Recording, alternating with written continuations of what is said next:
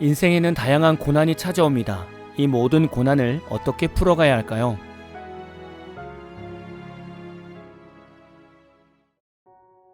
안녕하세요. 하루를 말씀으로 시작하는 오늘의 묵상입니다. 오늘은 사무엘상 20장 1절부터 11절까지의 내용을 묵상하겠습니다. 먼저 말씀을 듣겠습니다. 다윗이 라마 나요스에서 도망하여 요나단에게 이르되 내가 무엇을 하였으며 내 죄악이 무엇이며 내 아버지 앞에서 내 죄가 무엇이기에 그가 내 생명을 찾느냐.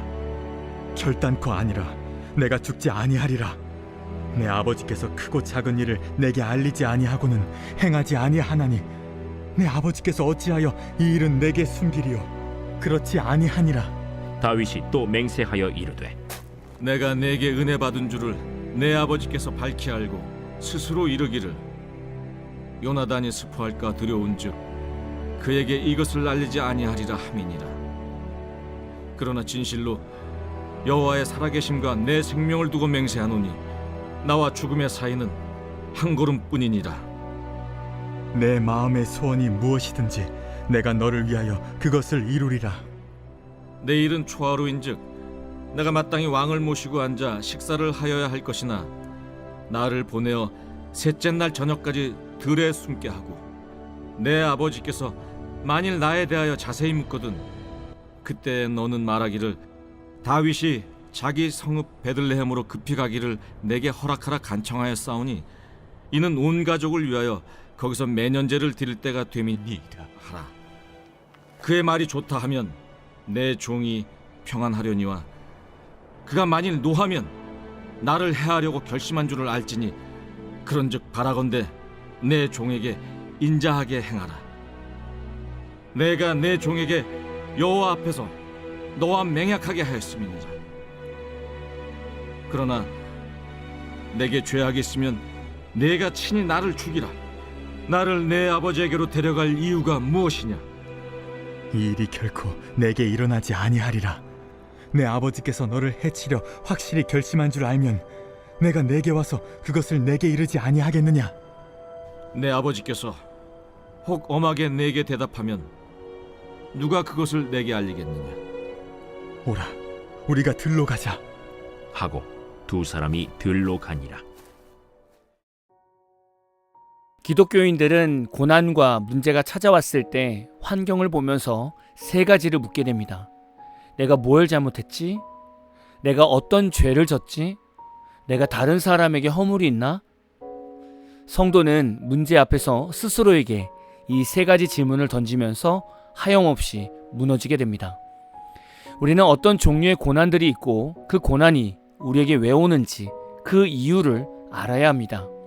보통 고난에는 세 가지가 있습니다.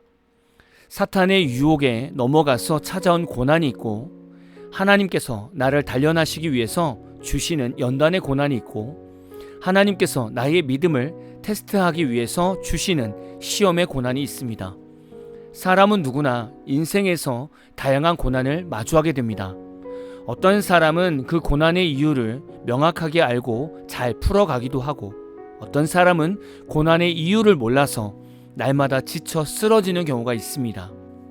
분명한 것은 하나님 안에서 모든 사람들은 이 세 가지 고난 중에서 한 가지 이상을 겪고 있다는 겁니다.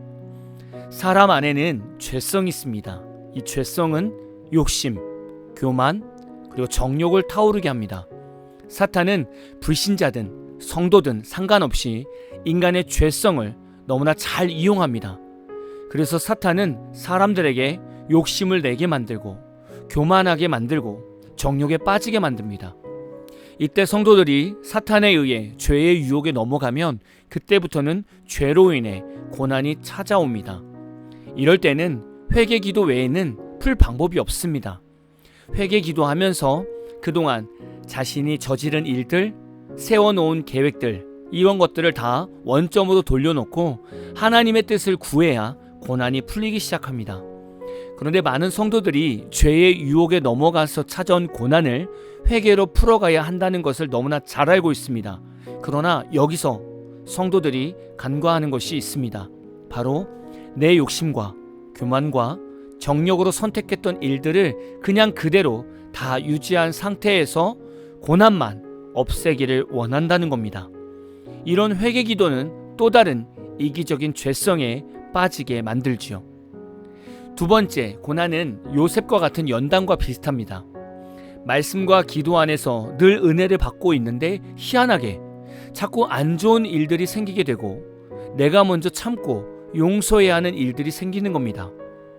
그리고 하나님께서 응답을 주실 때까지 기다려야 되는 답답한 고난의 상황이 계속 일어나는 겁니다.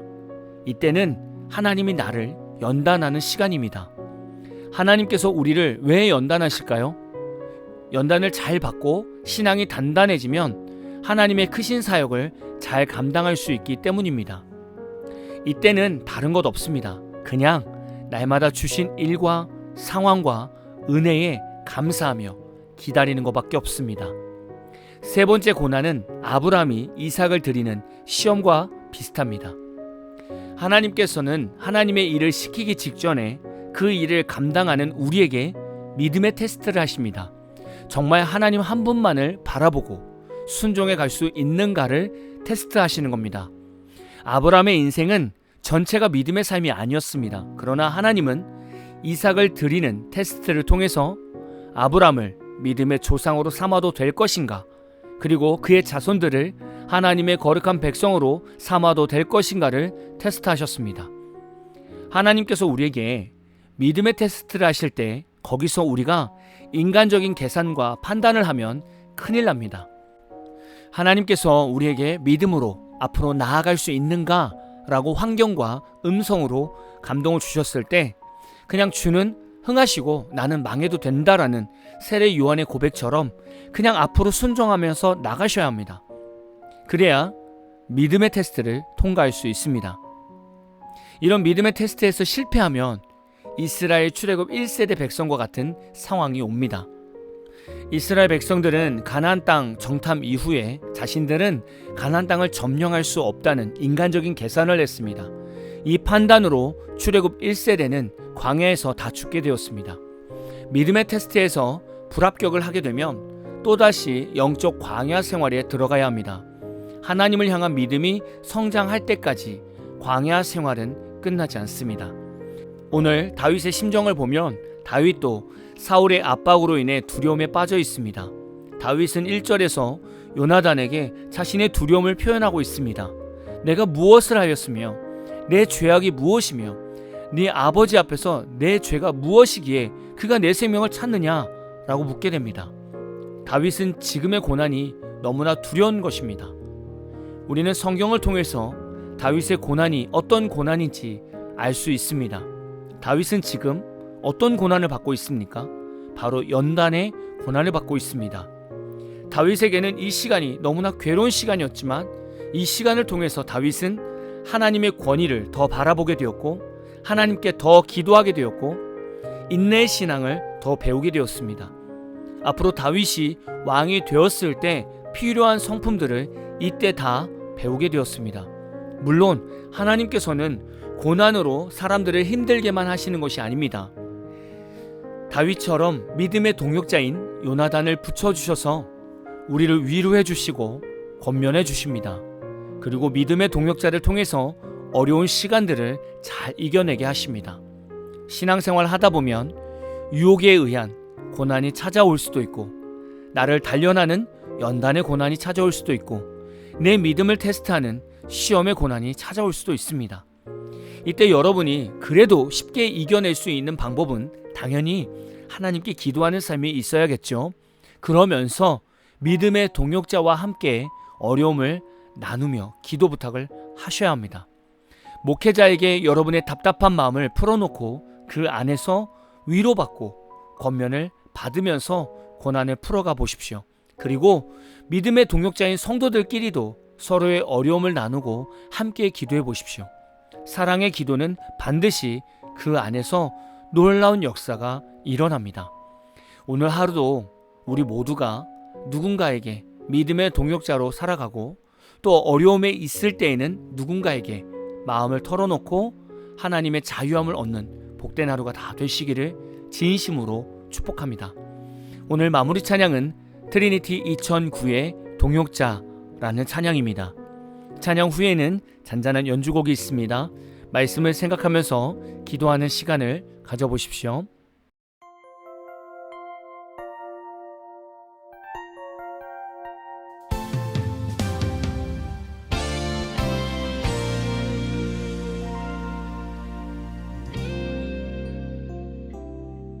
주의 사랑 받는 자녀 신실한 하나님의 일꾼 주 안에서 함께 종이 된 당신은 믿음의 동역자 주의 사랑 받는 자녀 신실한 하나님의 일꾼 주 안에서 함께 종이 된 당신은 믿음의 동역자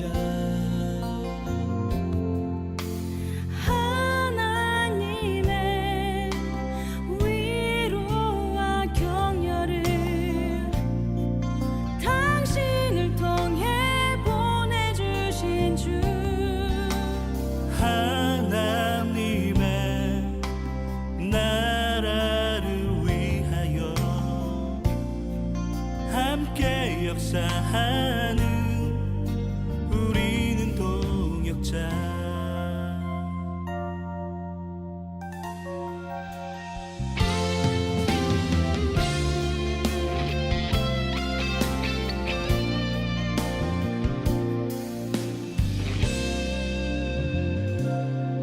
주의 사랑 받는 자녀 신실한 하나님의 일꾼 주 안에서 함께 종이 된 당신은 믿음의 동역자